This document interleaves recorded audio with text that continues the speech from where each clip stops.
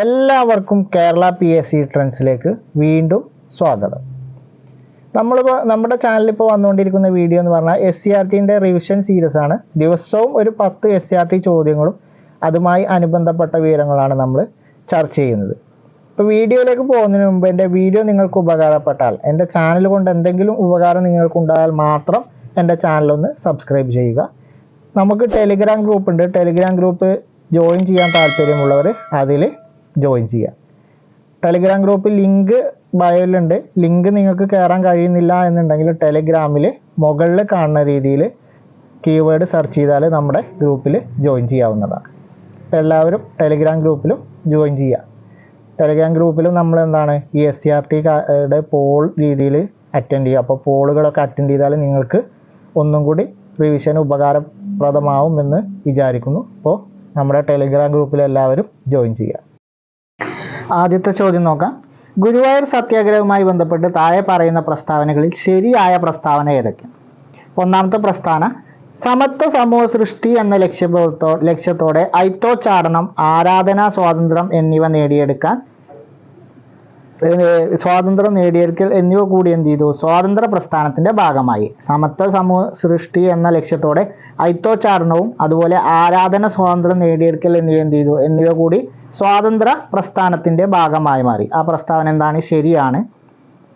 ഗുരുവായൂർ ക്ഷേത്രം എല്ലാ ഹിന്ദുക്കൾക്കുമായി തുറന്നു കൊടുക്കണമെന്ന ഗാന്ധിജിയുടെ അഭ്യർത്ഥന ക്ഷേത്രം ട്രസ്റ്റിയായിരുന്ന സാമൂതിരി നിരസിച്ചു. അതും ശരിയാണ്. ഗുരുവായൂർ ക്ഷേത്രം എല്ലാ ഹിന്ദുക്കൾക്കും തുറന്നു കൊടുക്കണമെന്ന ഗാന്ധിജിയുടെ അഭ്യർത്ഥന ക്ഷേത്രം ട്രസ്റ്റിയായിരുന്ന സാമൂതിരി നിരസിച്ചു. അടുത്ത പ്രസ്താവന, കേളപ്പന്റെ ഇതിനെതിരെ 1931 ഗുരുവായൂർ ക്ഷേത്രത്തിന് മുമ്പിൽ KPCC പ്രസിഡന്റായിരുന്ന കേളപ്പൻ നിരാഹാര സത്യാഗ്രഹം തുടങ്ങി. AK ഗോപാലനായിരുന്നു വോളണ്ടിയറി ക്യാപ്റ്റൻ. ആ പ്രസ്താവനയും ശരിയാണ്. അപ്പോൾ ക്ഷേത്രം ട്രസ്റ്റി ആയിരുന്ന സാമൂതിരി എന്ത് ചെയ്തു? ഗാന്ധിജിയുടെ അഭ്യർത്ഥന നിരസിച്ചു. ഗാന്ധിജി എന്താണ് പറഞ്ഞത്? ഗുരുവായൂർ ക്ഷേത്രം എല്ലാ ഹിന്ദുക്കൾക്കും വേണ്ടി തുറന്നു കൊടുക്കണമെന്ന ഗാന്ധിജിയുടെ അഭ്യർത്ഥന അന്നത്തെ ക്ഷേത്രം ട്രസ്റ്റി ആയിരുന്ന സാമൂതിരി നിരസിച്ചു. അപ്പോൾ ഇതിനെതിരെ 1931 ഗുരുവായൂർ ക്ഷേത്രത്തിന്റെ മുമ്പിൽ അന്നത്തെ KPCC കേരള കോൺഗ്രസ് പ്രദേശ് കമ്മിറ്റിയുടെ അധ്യക്ഷനായിരുന്ന കേളപ്പൻ നിരാഹാര സത്യാഗ്രഹം തുടങ്ങി. AK ഗോപാലനായിരുന്നു ഗുരുവായൂർ സത്യാഗ്രഹത്തിന്റെ വളണ്ടിയർ ക്യാപ്റ്റൻ. അപ്പോൾ ഈ പ്രസ്താവന ശരിയാണ്. അപ്പോൾ ഉത്തരം എന്താണ് വരിക? എല്ലാ പ്രസ്താവനകളും ശരിയാണ്.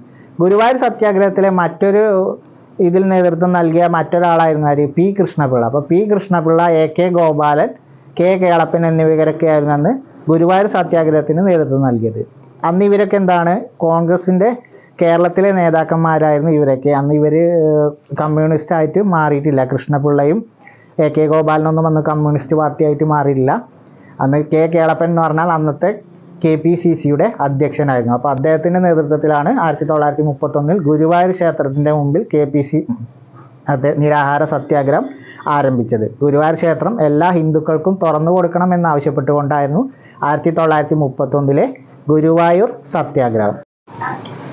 3 വട്ടമേശ സമ്മേളനങ്ങളിലും പങ്കെടുത്ത വ്യക്തി ആരാണ്? 3 വട്ടമേശ സമ്മേളനങ്ങളിലും പങ്കെടുത്തത് ഡോക്ടർ BR അംബേദ്കർ ആണ്. ഡോക്ടർ BR അംബേദ്കർ ആണ് 3 വട്ടമേശ സമ്മേളനങ്ങളിലും പങ്കെടുത്ത വ്യക്തി. അപ്പോൾ ഡോക്ടർ BR അംബേദ്കർ ആണ് 3 വട്ടമേശ സമ്മേളനങ്ങളിലും പങ്കെടുത്ത വ്യക്തി. ഇപ്പോൾ വട്ടമേശ സമ്മേളനങ്ങൾ നടന്നത് എന്തൊക്കെയായിരുന്നു? 1930 ഒന്നാമത്തെ വട്ടമേശ സമ്മേളനം, രണ്ടാമത്തേത് 1931, മൂന്നാമത്തേത് 1932. ഇങ്ങനെ 3 വട്ടമേശ സമ്മേളനങ്ങളാണ് നടന്നത്. ഈ 3 എണ്ണത്തിലും പങ്കെടുത്ത ഒരു വ്യക്തിയാണ് ആര്? Doctor BR Ambedkar.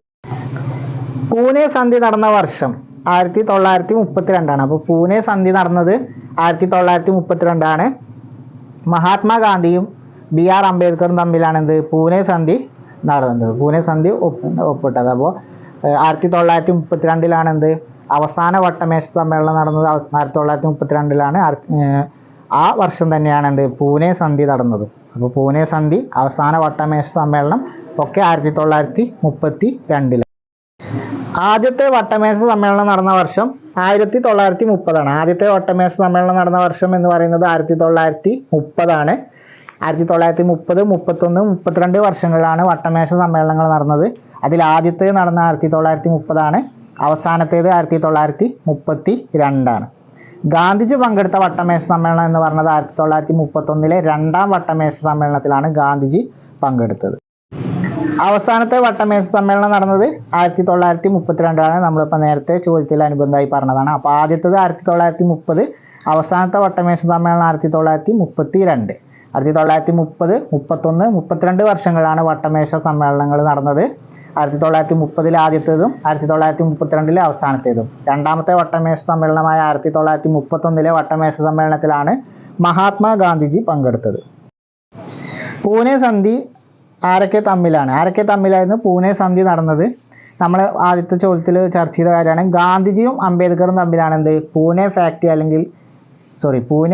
പാക്ട് അല്ലെങ്കിൽ പൂനെ ഉടമ്പടി ഒപ്പുവെച്ചത്. പൂനെ സന്ധി ഒപ്പുവെച്ചത് ഗാന്ധിജിയും അംബേദ്കറും തമ്മിലാണ്.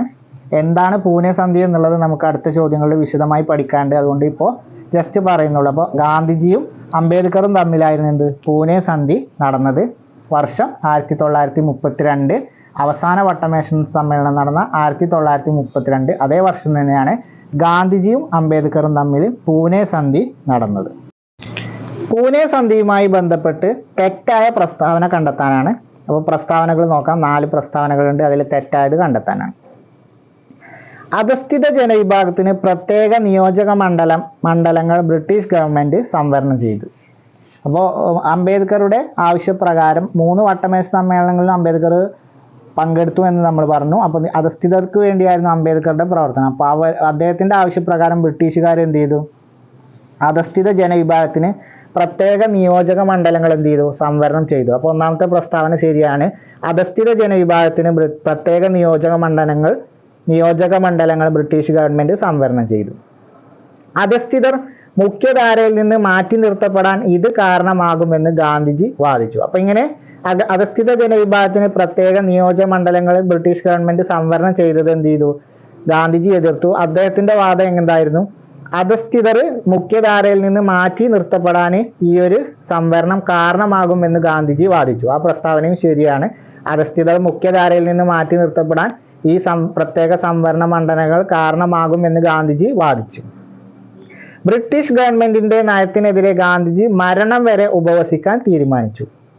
അപ്പോൾ ഗാന്ധിജി എന്ത് ചെയ്തു? ഗാന്ധിജി ഈ ഒരു അധസ്ഥിത വിഭാഗങ്ങളെ മുഖ്യധാരയിൽ നിന്ന് മാറ്റി നിർത്തപ്പെടാൻ ഇത് കാരണമാകുമെന്ന് വാദിച്ചുകൊണ്ട് എന്ത് ചെയ്തു? ഈ ബ്രിട്ടീഷുകാരുടെ ഈ ഒരു നയത്തിനെതിരെ അനിശ്ചിതകാലം ഉപവസിക്കാൻ അദ്ദേഹം തീരുമാനിച്ചു. അപ്പോൾ മരണം വരെ ഉപവസിക്കാൻ വേണ്ടിയിട്ട് ഗാന്ധിജി തീരുമാനിച്ചു. ആ പ്രസ്താവന എന്താണ്? ശരിയാണ്.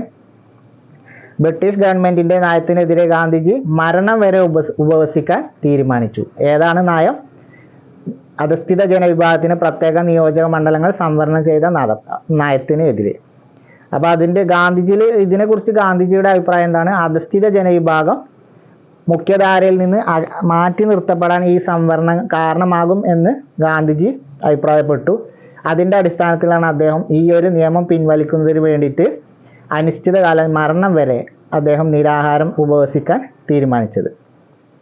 1932 പൂനെ സന്ധി പ്രകാരം പ്രത്യേക നിയോജക മണ്ഡലങ്ങൾ ഉപേക്ഷിക്കാനും സംവരണ മണ്ഡലങ്ങളുടെ എണ്ണം കുറച്ച് അധസ്ഥിതരുടെ രാഷ്ട്രീയ അവകാശ പ്രശ്നം പരിഹരിക്കാനും ഗാന്ധിജിയും അംബേദ്കറും തീരുമാനിച്ചു. അപ്പോൾ 4ാമത്തെ പ്രസ്താവന എന്താണ്? അപ്പോൾ നമ്മൾ പറഞ്ഞ 3 പ്രസ്താവനയും ശരിയാണ്. ഇനി 4ാമത്തെ പ്രസ്താവന എന്താണ്? 1932 പൂനെ സന്ധി പ്രകാരം പ്രത്യേക നിയോജക മണ്ഡലങ്ങൾ ഉപേക്ഷിക്കാനും സംവരണ മണ്ഡലങ്ങളുടെ എണ്ണം കുറച്ച് അധസ്ഥിതരുടെ രാഷ്ട്രീയ അവകാശ പ്രശ്നം പരിഹരിക്കാനും ഗാന്ധിജിയും അംബേദ്കറും തീരുമാനിച്ചു. ഈ ഒരു പ്രസ്താവന തെറ്റാണ്. എന്താണ് ഈ പ്രസ്താവനയിലെ തെറ്റ് എന്ന് നോക്കാം. അപ്പോൾ ഇതിൽ തെറ്റായ പ്രസ്താവന എന്ന് പറയുന്നത് 4ാമത്തെ പ്രസ്താവനയാണ്. എന്താണ് ഈ പ്രസ്താവനയിലെ തെറ്റ്? 1932 പൂനെ സന്ധി പ്രകാരം പ്രത്യേക നിയോജക മണ്ഡലങ്ങൾ ഉപേക്ഷിക്കാൻ എന്ത് ചെയ്തു? അംബേദ്കർ തീരുമാനിച്ചു. പ്രത്യേക നിയോജക മണ്ഡലങ്ങൾ എന്നുള്ള ആവശ്യം ഉപേക്ഷിക്കാൻ അദ്ദേഹം തീരുമാനിച്ചു. സംവരണ മണ്ഡലങ്ങളുടെ എണ്ണം കുറച്ച് എന്നുള്ളതാണ് ഇതിൽ തെറ്റ്. മറിച്ച് എന്ത് ചെയ്തു? സംവരണ മണ്ഡലങ്ങളുടെ എണ്ണം കൂട്ടി അധസ്ഥിതരുടെ രാഷ്ട്രീയ അവകാശം പരിഹരിക്കാൻ എന്ത് ചെയ്തു? ഗാന്ധിജിയും അംബേദ്കറും തീരുമാനിച്ചു. അപ്പോൾ ഇതിലെ തെറ്റെന്താണ്? സംവരണ മണ്ഡലങ്ങളുടെ എണ്ണം കുറച്ചു എന്നാണ് പ്രസ്താവനയിൽ വന്നത്. അത് തെറ്റാണ്. എണ്ണം കൂട്ടുകയാണ് ചെയ്തത്. പ്രത്യേക സംവരണ നിയോജക മണ്ഡലങ്ങൾ എന്നുള്ള ആവശ്യം അദ്ദേഹം ഉപേക്ഷിച്ചു. പകരം എന്ത് ചെയ്തു? സംവരണ മണ്ഡലങ്ങളുടെ എണ്ണം കൂട്ടാൻ തീരുമാനിച്ചു. ഇതാണ് ഗാന്ധിജിയും അംബേദ്കറും തമ്മിലുണ്ടാക്കിയ ഉടമ്പടി. ഇതാണെന്ത് പൂനെ സന്ധി എന്ന് പറയുന്നത്. അവസാന വട്ടമേശ സമ്മേളനം നടന്ന 1932 എന്ത് പൂനെ സന്ധിയും നടന്നത്. ഇപ്പോൾ ഗാന്ധിജിയും അംബേദ്കറും തമ്മിലാണ്. അപ്പോൾ ഇതാണെന്ത് പൂനെ സന്ധി എന്ന് പറയുന്നത്. ക്വിറ്റ് ഇന്ത്യ പ്രമേയം പാസാക്കിയ 1942 ഓഗസ്റ്റ് 8 കോൺഗ്രസ് സമ്മേളനം ഏതാണ്? അപ്പോൾ ക്വിറ്റ് ഇന്ത്യ പ്രമേയം പാസാക്കിയത് എന്നാണ് 1942 ഓഗസ്റ്റ് 8 ക്വിറ്റ് ഇന്ത്യ ദിനം എന്ന് പറയുന്നത് ഓഗസ്റ്റ് 9. അപ്പോൾ ക്വിറ്റ് ഇന്ത്യ പ്രമേയം പാസാക്കിയത് 1942 ഓഗസ്റ്റ് 8 ആ പാസാക്കിയ കോൺഗ്രസ് സമ്മേളനം എവിടെയാണ് നടന്നത്? ബോംബെയാണ്. ബോംബെ സമ്മേളനത്തിലാണ് എന്ത് ക്വിറ്റ് ഇന്ത്യ പ്രമേയം പാസാക്കിയത്. ക്വിറ്റ് ഇന്ത്യ പ്രമേയം പാസാക്കിയ കോൺഗ്രസ് സമ്മേളനം ബോംബെ സമ്മേളനമാണ്. വർഷം 1942, ദിവസം ഓഗസ്റ്റ് 8 എന്നാണ് ക്വിറ്റ് ഇന്ത്യ ദിനമായി ആചരിക്കാൻ തീരുമാനിച്ചത്. ക്വിറ്റ് ഇന്ത്യ ദിനം എന്ന് പറയുന്നത് ഓഗസ്റ്റ് 9. ഓഗസ്റ്റ് 9 എന്ത് ക്വിറ്റ് ഇന്ത്യ ദിനം. 1942 ഓഗസ്റ്റ് 8 കോൺഗ്രസിന്റെ ബോംബെ സമ്മേളനത്തിൽ ക്വിറ്റ് ഇന്ത്യ പ്രമേയം പാസാക്കി. ഓഗസ്റ്റ് 9 ക്വിറ്റ് ഇന്ത്യ ദിനമായി ആചരിച്ചു. അപ്പോൾ ബോംബെ സമ്മേളനം 1942 ഓഗസ്റ്റ് 8 ക്വിറ്റ് ഇന്ത്യ പ്രമേയം പാസാക്കിയ കോൺഗ്രസ് സമ്മേളനം 1942 ഓഗസ്റ്റ് 8. ഗാന്ധിജിയുടെ നേതൃത്വത്തിൽ നടന്ന അവസാന ബഹുജന സമരം ഏതാണ്? ക്വിറ്റ് ഇന്ത്യ സമരമാണ്. ഗാന്ധിജിയുടെ നേതൃത്വത്തിൽ നടന്ന അവസാന ബഹുജന സമരം എന്ന് പറയുന്നത് ക്വിറ്റ് ഇന്ത്യ സമരമാണ്. 1942 ക്വിറ്റ് ഇന്ത്യ സമരമാണ് ഗാന്ധിജിയുടെ നേതൃത്വത്തിലും ഇന്ത്യൻ നാഷണൽ കോൺഗ്രസിന്റെ നേതൃത്വത്തിലും ദേശീയ പ്രസ്ഥാനത്തിന്റെ നേതൃത്വത്തിലും ഒക്കെ നടന്ന അവസാനത്തെ ബഹുജന സമരം. ക്വിറ്റ് ഇന്ത്യ സമരമാണ് ഗാന്ധിജിയുടെ നേതൃത്വത്തിൽ നടന്ന അവസാനത്തെ ബഹുജന സമരം. ഇത് പ്രീവിയസ് ക്വസ്റ്റ്യൻ ആയിരുന്നു. അപ്പോൾ ഗാന്ധിജിയുടെ നേതൃത്വത്തിൽ നടന്ന അവസാനത്തെ ബഹുജന സമരം എന്ന് പറയുന്നത് ക്വിറ്റ് ഇന്ത്യ സമരമാണ്. പ്രവർത്തിക്കുക അല്ലെങ്കിൽ മരിക്കുക എന്ന മുദ്രാവാക്യം ഉയർത്തിയത് ആരാണ്? പ്രവർത്തിക്കുക അല്ലെങ്കിൽ മരിക്കുക എന്ന മുദ്രാവാക്യം ഉയർത്തിയത് മഹാത്മാഗാന്ധിജിയാണ്. ക്വിറ്റ് ഇന്ത്യ സമരത്തിന്റെ പ്രഖ്യാപന വേളയിൽ ക്വിറ്റ് ഇന്ത്യ സമരം ആഹ്വാനം ചെയ്തുകൊണ്ടാണ് ഗാന്ധിജി പ്രവർത്തിക്കുക അല്ലെങ്കിൽ മരിക്കുക എന്ന മുദ്രാവാക്യം ഉയർത്തിയത്. ഇത് SCRTയിൽ വലിയൊരു കോളമായിട്ട് പറയുന്നുണ്ട്. അദ്ദേഹത്തിന്റെ വാക്കുകൾ ഞാൻ നിങ്ങൾക്കൊരു മന്ത്രം പറഞ്ഞു തരാം എന്ന് തുടങ്ങുന്ന അതിൽ പറയുന്ന വാക്കുകളാണ് പ്രവർത്തിക്കുക അല്ലെങ്കിൽ മരിക്കുക. അപ്പോൾ പ്രവർത്തിക്കുക അല്ലെങ്കിൽ മരിക്കുക എന്ന മുദ്രാവാക്യം ഉയർത്തിയത് ഗാന്ധിജിയാണ്. ക്വിറ്റ് ഇന്ത്യ സമര സമയത്താണ് ഇങ്ങനെയുള്ള മുദ്രാവാക്യം അദ്ദേഹം മുഴക്കിയത്. അപ്പോൾ ക്വിറ്റ് ഇന്ത്യ സമരത്തിൽ ഗാന്ധിജി മുഴക്കിയ മുദ്രാവാക്യം ഏതാണ്? പ്രവർത്തിക്കുക അല്ലെങ്കിൽ മരിക്കുക, ഡു ഓർ ഡൈ. പ്രവർത്തിക്കുക അല്ലെങ്കിൽ മരിക്കുക എന്ന മുദ്രാവാക്യം മുഴക്കിയത് ഗാന്ധിജിയാണ്. ക്വിറ്റ് ഇന്ത്യ സമര സമയത്താണ് ഗാന്ധിജി ഇങ്ങനെ മുദ്രാവാക്യം മുഴക്കിയത്. ക്വിറ്റ് ഇന്ത്യ സമരനായിക എന്നറിയപ്പെടുന്നത് ആരാണ്? ക്വിറ്റ് ഇന്ത്യ സമരനായിക എന്നറിയപ്പെടുന്നത് അരുണ അസഫ് അലിയാണ്. അരുണ അസഫ് അലിയാണ് എന്ത് ക്വിറ്റ് ഇന്ത്യ സമരനായിക എന്ന് അറിയപ്പെടുന്നത്. ഇപ്പോൾ സരോജിനി നായിഡു എന്താണ് അറിയപ്പെടുന്നത്? നൈറ്റിംഗേൾ ഓഫ് ഇന്ത്യ അല്ലെങ്കിൽ ഇന്ത്യയുടെ വാനമ്പാടി എന്നറിയപ്പെടുന്നതാണ് സരോജിനി നായിഡു. ഇപ്പോൾ നൈറ്റിംഗേൾ ഓഫ് ഇന്ത്യ അല്ലെങ്കിൽ ഇന്ത്യയുടെ വാനമ്പാടി എന്നറിയപ്പെടുന്നത് ആരാണ്? സരോജിനി നായിഡു ആണ്. ക്വിറ്റ് ഇന്ത്യ സമരനായിക എന്ന് പറയുന്നത് അരുണ അസഫ് അലിയാണ്. ക്വിറ്റ് ഇന്ത്യ സമരനായിക എന്നറിയപ്പെടുന്നത് അരുണ അസഫ് അലിയാണ്. അപ്പോൾ അരുണ അസഫ് അലിയാണ് എന്ത് ക്വിറ്റ് ഇന്ത്യ സമരനായിക എന്ന് അറിയപ്പെടുന്നത്. ആനി ബസന്റ് നമ്മൾ പറഞ്ഞു ഹോം റൂൾ പ്രസ്ഥാനം 1916 ഹോം റൂൾ പ്രസ്ഥാനത്തിന്റെ പിന്നിൽ പ്രവർത്തിച്ചത് ആരാണ്? ആനി ബസന്റ് ആണ്. അപ്പോൾ ക്വിറ്റ് ഇന്ത്യ സമരനായിക അരുണ അസഫ് അലിയാണ്. ഇന്ത്യയുടെ വാനമ്പാടി Sarojini Naidu, Annie Besant home rule പ്രസ്ഥാനം. ഇത്രയും കാര്യങ്ങൾ കണക്റ്റാക്കി വെക്കുക.